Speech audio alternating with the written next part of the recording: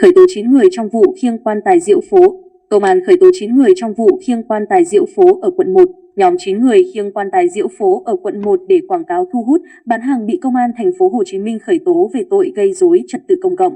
Ngày 10 tháng 3, Công an thành phố Hồ Chí Minh khởi tố vụ án, khởi tố bị can, bắt tạm giam 9 người trong vụ khiêng quan tài đi trước chợ Bến Thành, quận 1, thành phố Hồ Chí Minh. Những người này bị khởi tố để điều tra về tội gây rối trật tự công cộng.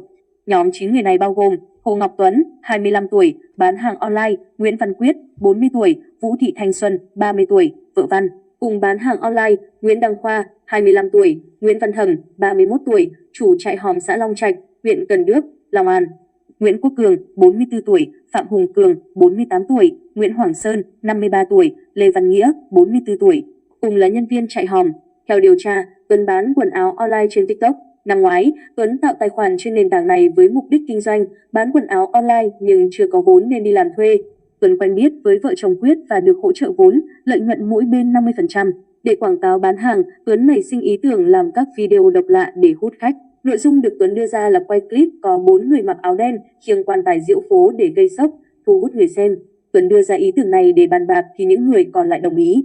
Tuấn và Khoa liên hệ với trại hòm Long Trạch ở huyện Cần Đước, tỉnh Long An gặp Thẩm, mua quan tài giá 3,5 triệu đồng. Thẩm được Tuấn thuê sơ lại quan tài thành màu đen và cùng 4 người khác khênh để quay clip với giá 500.000 đồng mỗi người.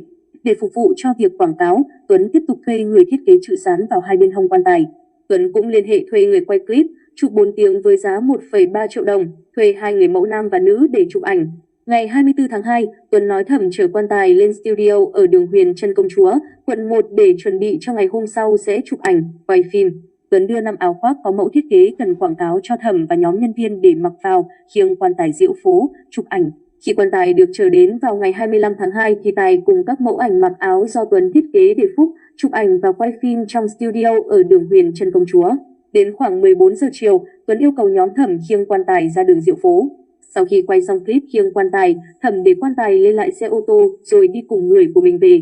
Nhưng thấy clip chưa đạt, Tuấn yêu cầu đưa quan tài đến trước chợ Bến Thành để quay lại clip khác. Tuấn gọi điện cho Thẩm quay lại khu vực chợ Bến Thành khiêng quan tài để Tuấn quay clip và sẽ trả thêm tiền công nên đồng ý. Nhóm này khiêng quan tài đi qua nhiều tuyến đường khu vực chợ Bến Thành để quay clip. Xong việc, Thẩm chở quan tài về lại trại hòm.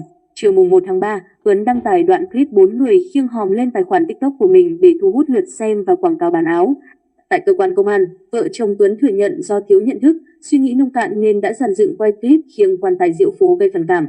Liên quan đến vụ việc này, công an đã tạm giữ một ô tô dùng chở quan tài cùng nhiều tang vật khác.